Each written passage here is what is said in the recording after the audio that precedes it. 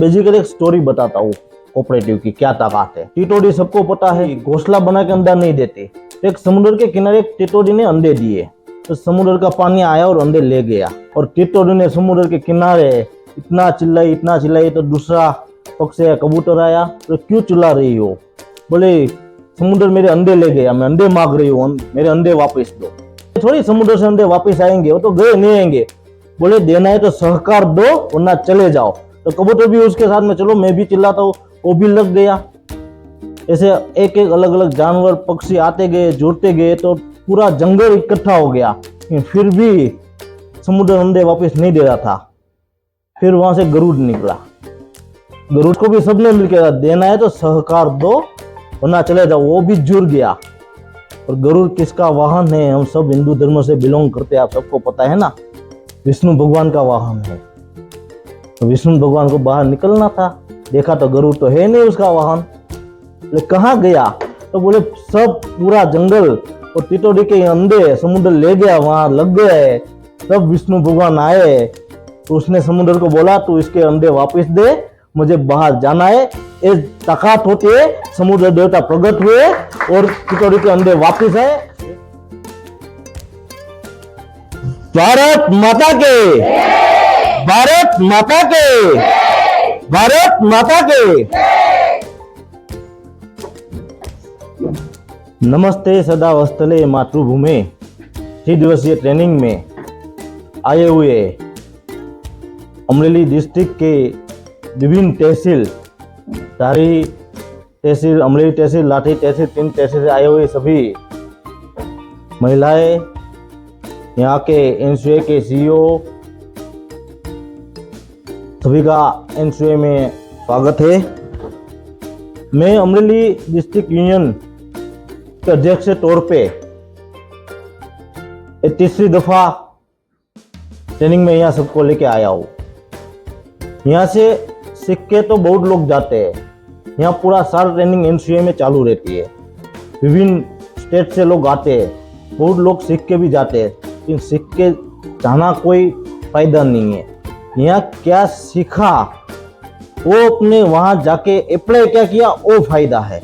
आप सब यहाँ 3 दिन का शिक्षण लेके, हमारा कोई अमरेली डिस्ट्रिक्ट ऐसा गांव नहीं होगा जहाँ छोटे से छोटी कोऑपरेटिव संस्था, सहकारिता संस्था ना चल रही हो। वहाँ अपने वहाँ जाके आप जुड़ो, क्या काम करते हैं। यहाँ जो सीख के गए तो वहाँ के लोगों को बताओ कि कोऑपरेटिव एक ऐसा सेक्टर है जो आप जितना भी काम करोगे आपको तो फायदा होगा, लेकिन आपके साथ साथ उसमें जुड़े हुए आपके गांव के सभी लोगों को फायदा होगा। मैं एक बेसिकली एक स्टोरी बताता हूँ कोऑपरेटिव की क्या ताकत है।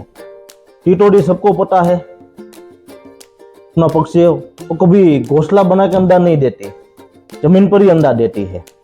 पता है ना? नहीं पता है तो खेत में समुद्र के किनारे देती है। एक समुद्र के किनारे एक टिटोडी ने अंडे दिए। समुद्र का पानी तो अप डाउन होता रहता है, तो समुद्र का पानी आया और अंडे ले गया। और टिटोडी के अंडे के पास जाकर कैसे चिल्लाती है पता है? खेत में भी अंडे होंगे, जब नदी जाओगे तो बोलना चालू कर देंगे।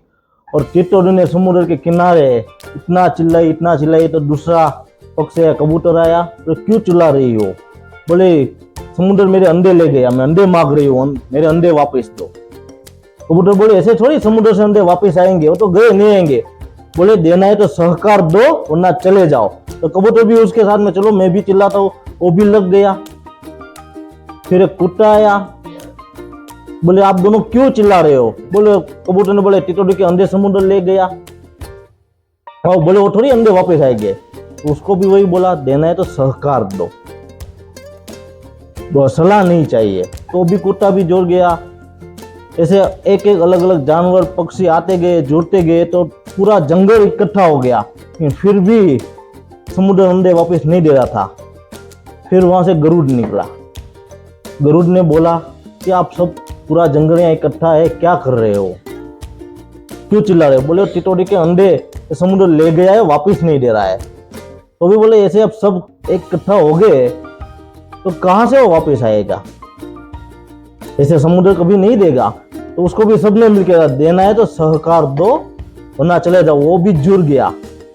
और गरुड़ किसका वाहन है? हम सब हिंदू धर्म से बिलोंग करते हैं, आप सबको पता है ना, विष्णु भगवान का वाहन है। तो विष्णु भगवान को बाहर निकलना था, देखा तो गरुड़ तो है नहीं उसका वाहन। बोले कहाँ गया?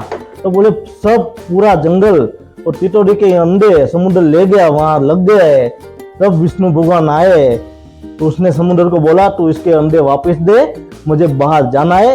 इस तकात होते समुद्र देवता प्रकट हुए और टिटोडी के अंडे वापस आए। ऐसे ही पूरा देश कितने सालों से, जब से 1947 से भारत देश आजाद हुआ था, कोऑपरेटिव से जुड़े हुए सभी लोगों की इच्छा थी कि कोऑपरेटिव मंत्रालय अलग बने, लोगों को गांव के गांव जाके सामान्य के सामान्य परिवार को सहकारिता से पहचान हो, उसको फायदा मिले, कोई ना कोई मुनाफा मिले।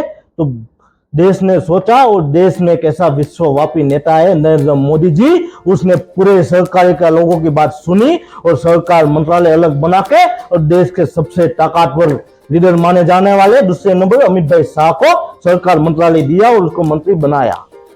आज देखो एक सहकारिता मंत्रालय ऐसा है पूरे देश में चर्चा में रहता है। आप नरेंद्र मोदी जी का भाषण देख लेना, कहीं ना कहीं पर भी कहीं ना कहीं सहकारिता की बात चलेगी। छोटा से छोटा गांव हो या बड़ा शहर दिल्ली हो या बॉम्बे हो, वहां पर भी सहकारिता की बात चलती रहती है। आज पूरे विश्व को भारत देश की तरफ देखने वाला काम किया है तो सहकारी प्रवृत्ति इफ्को कंपनी ने, जो सहकारी संस्था है, नैनो यूरिया द्वारा किया है। पूरे विश्व में कहीं पर भी शोध नहीं हुई और भारत देश में नैनो द्वारा हुई है। आप सुनते थे कोई भी नई शोध हो तो अमेरिका, इंग्लैंड, रशिया, वहां से आता था, जापान, वो लोग हम अपनाते थे।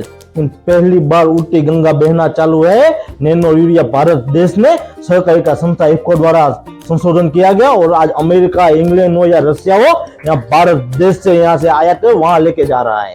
ये सहकारिता का ताकत है। तो आप सब बहनों आज आए हो यहाँ पे, तो 3 दिन पूरी तरह तालीम लो, सीखो और वहां अपनी कोई भी सहकारी संस्था के साथ जुड़ो।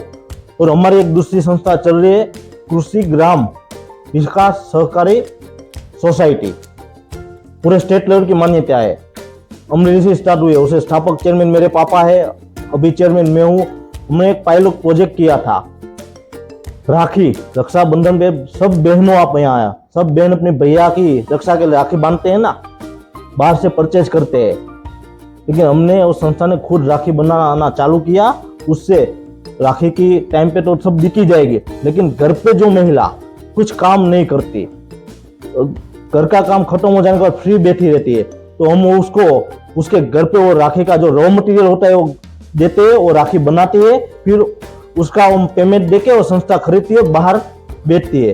तो हमने पायलट प्रोजेक्ट किया और सक्सेस हुआ। अब बड़े स्तर पे हम करने वाले, तो इसमें भी किसी को इंटरेस्ट हो कि घर पे फ्री है तो राखी बनानी है अच्छी अच्छी, तो भार्गव भाई का संपर्क कर सकते हैं और रॉ मटेरियल आपको सप्लाई करेंगे।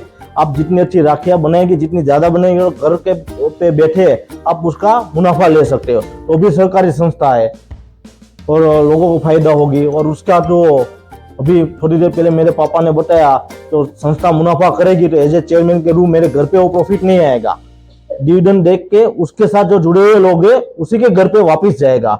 बस इतना ही कहना है। जय सहकारिता, सहकारी साथ तब जुड़े रहो। इतना कह के रखता हूँ। वंदे मातरम, भारत माता की जय।